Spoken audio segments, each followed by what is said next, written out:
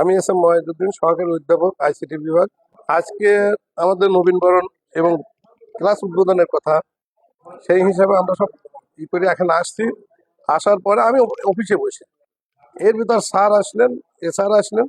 আসার পরে বললো যে এরকম মানে সিবিটি ছেলে পেলে করতে চলে যায়। আমি গেলাম, যা ওদেরকে যেভাবে হোক ওদেরকে বিদায় করে দিয়েছি, চলে গেছে।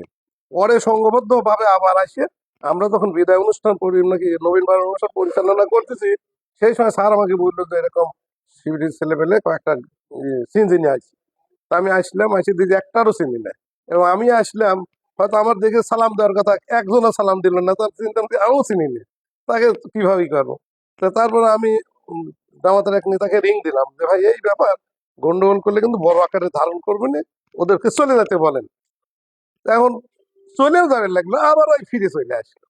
ফিরে চলে আসে স্যার উপরে এসে বসে আছে, স্যারের পর আক্রমণ করার উদ্দেশ্যে ঠেকা দিয়েছিলাম, কিন্তু ঠেকাতে পারিনি। পরে আসে আমরা দরজা দিয়ে ঢুকতে দেনি যখন, তখন এই জানালাগুলো ভাঙতে পারছি। আমি AKM Bazlul Haq, assistant professor, Miapur student college, economic department. এই প্রতিষ্ঠানটা 1997 সালে আমরা কয়েকজন মিলে গড়েছি। যখন এই প্রতিষ্ঠানে খারাপ কিছু দেখি তখন তো আমাদের খারাপ লাগে। তো যখন ওই ছেলেটা ওখানে দেখতেছে ঘোরাফেরা করতেছে, এই বেটা বাবা তুমি এখানে ঘোরাফেরা করতেছো কেন? কয়, আমাদের এখানে একটা প্রোগ্রাম আছে, আমরা প্রোগ্রাম করবো। আর তুই কিসের প্রোগ্রাম করে? আমাদের তো নতুন প্রোগ্রাম, তো প্রোগ্রাম করবে দিচ্ছে। তো বললেন না আমরা একটা প্রোগ্রাম করবো। ঠিক আছে তুমি যাও এখন। কারণ আমি যাবো না, আমার কিছু কাজ আছে। ওর ব্যাগের মধ্যে কিছু লিফলেট পোস্টার ছিল। তো সেই সময় আমি ওকে বললাম যে কে এই দেখো, ও তখন আসবে, তো এই বিষয়টা কি করা যায়। লিফলেট পোস্টার বিতরণ করতেছে, সেই ভিডিও ছেলে পেলে। তারপরে যখন ওরা ওইটা করতেছে, তখন আমরা প্রোগ্রাম শুরু করলাম। প্রোগ্রাম শুরু করার প্রেক্ষিতে তখন এই ছেলেটাকে আমরা ডাকে নিয়ে আসলাম যে প্রিন্সিপালের জন্য আসলে এসএল থেকে ঢোকার অনুমতি দেওয়া হয়েছে নাকি। এই প্রিন্সিপাল বুঝতে পারেন আমি অনুমতি দেয়নি, ওই ছেলে বলে আমরা অনুমতি দিয়েছি। তো তখন তো মানে কথা একটু দুই রকম হয়ে গেল। তো এই ছেলেকে আমরা বললাম যে না তুমি এখানে প্রোগ্রাম করতে আসো না। আমরা প্রোগ্রাম শুরু করে দিয়েছি। প্রোগ্রাম শুরু করে দেওয়ার পর মালিক মৌলবী আছে, দিয়ে আছে, সবার সাথে কথাবার্তা হয়েছে। ওরা বলতেছে যে না আমাদের মীমাংসা হয়ে গেছে, এই বিষয়ে নিয়ে এখন কথা বলবো না।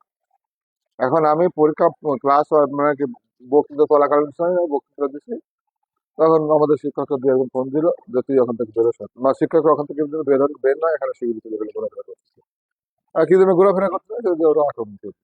সরাসরি সিএনজি নিয়ে এসে সবাই এখানে দাঁড়ায় আছে এখন। তারপরে ওরা আসছে, আসার পরে আমরা আসলাম, এখানে উপরে আসলাম। আসার পরে এই আতাউর আমাকে ফোন করলো যে স্যার এই বিষয়টা একটু দেখেন, মীমাংসা করেন। ঠিক আছে, সমস্যা নাই, তোমরা ফয়সলা করো। ও শিবিরের জামাতের উপরে যাতায়াতের মধ্যে পরিচয় ছিল, ফোন করে সবার সাথে কথা বলে ওরা বলতেছে না বিষয়টা আমরা দেখতেছি। দেখতেছে করতে করতে ওরা সব উপরে চলে আসলো। আমরা চলে আসলাম উপরে, এসে লাঠি নিয়ে বাটাম নিয়ে সমানে ভাঙচুর করতেছে। আমার এক ছাত্রের এমন ভয় মারপিট করেছে, ওই ছাত্রকে ধরে নিয়ে এসে আমার আমার ঠ্যাং নিচে ঢুকাইছি, ওর ছাত্রকে বাড়ি মারেছে, আমি ধরে ঠেকাইছি। আমার মাথায় লাগেছে, ওই বাড়িটা আমার মাথায় লাগেছে। যখন এই অবস্থা শুরু করছে, তখন মালবী এবং জিয়াকে বলে ভাই তোমরা কি শুরু করছো, এগুলো কি শুরু করছো তোমরা? এখন যদি বিএনপির ছেলে পেলে আসে বা আমাদের এলাকার লোক, আমার বাড়ি এই যে এখানে, এই 2 বাড়ি পরে আমার বাড়ি, আমাদের এলাকার ছেলে পেলে যদি আসে তাহলে পরিস্থিতিটা কি হবে আপনি কি একবার ভাবে দেখছেন?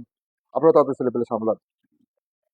তো যাই হোক, ওদের মধ্যে থেকে 2-4 জন মানে পরিস্থিতি আস্তে আস্তে আস্তে আস্তে সমাল দেওয়ার চেষ্টা করতেছে। তখন বিএনপি ছেলে পেলে সবাই আসলো, এলাকাবাসী আসলো, আমার আত্মীয় স্বজন সবাই যখন আসলো, তখন তোরা আস্তে আস্তে শুষে গেল। কিছুক্ষণের মধ্যেই ওরা আমাদের সবার হাতে হাতে মিল করাই দিয়ে ওরা বিদায় নিয়ে চলে গেল। কিন্তু আমাদের জানলা দরজা ভাঙচুর করে শিক্ষকদের উপর চড়াও হয়েছে, 2 জন শিক্ষকের উপর আক্রমণ করেছে। মিয়াপুর হাই স্কুলের সাথেই ওইখানে আমার দোকান আছে। আমি দোকানে বসে দেখলাম জামাত ছাত্র শিবিরের কিছু সওয়াল পর লাঠি সোটা নিয়ে স্কুলের দিকে আসতেছে। তো তখন আমি স্কুলের এক শিক্ষককে ফোন দিলাম যে স্যার স্কুলে কোনো সমস্যা হয়েছে নাকি। তো বললো যে একটু শিবিরের সওয়াল পল ঝামেলা করতেছে। তো ঝামেলা করতেছে, আমি একা এসে দেখি যে এই দিক দিয়ে সওয়াল পল অনেকগুলা হয়ে গেছে। ওরা সিসিটিভি ক্যামেরা বাইরে ভাঙতেছে, ছোট এক ছেলে আর একজন গিলাসের ঘর বাইরেছে। আর আমার নাম রানা, এদিক দিয়ে আবার আরেক ছেলে বলতেছে যে হচ্ছে একা ছাত্র দল করে। রানা কই, ওর বাড়ি এখানে ওই জায়গা আসছে, ওইটাকে আগে সাইজ করা লাগবে। সে আমি আর কোনো কথা না বলে এখন আমি একা ছিলাম, আমি চলে গেলাম। স্কুলের আমার নিজেদের প্রতিষ্ঠানে কেন এরকম ভাঙচুর হলো, এরকম করাটা প্রতিষ্ঠানে ঠিক হয় নাই। ছাত্র শিবিরের ছেলে পেলে এই কাজগুলা কেন করলো, এর একটা সুস্থ তদন্ত করে দোষীদের আইনের আওতায় আইনে বিচার করতে হবে। জনাব মুখলিস হামিদার সাহেবের ছোট ছেলে রুবেল মির্জা আমাকে টেলিফোন করে জানালো ভাই কলেজে জামাত শিবির হামলা চালিয়েছে। কি হামলা চালিয়েছে? তিনজন শিক্ষককে তারা আহত করছেন, রাজা সাহেবকে, সুমান সাহেবকে, বদুল সাহেবকে। যাক, তাৎক্ষণিক আমি খবর পাই, আমার লোকজনকে বলছে, বলে ওরা মারধর করে এখানে কলেজের গাছ গ্লাস ভাঙচুর করছে, শিক্ষকদের মারতে তারা চলে গেছে। আমাদের যেটা কথা সেটা হলো যে শিক্ষা প্রতিষ্ঠানে কোনো প্রোগ্রাম বা কোনো অনুষ্ঠান করতে গেলে অনুমতি প্রয়োজন। অনুমতি নিয়ে তারা প্রোগ্রাম করবে।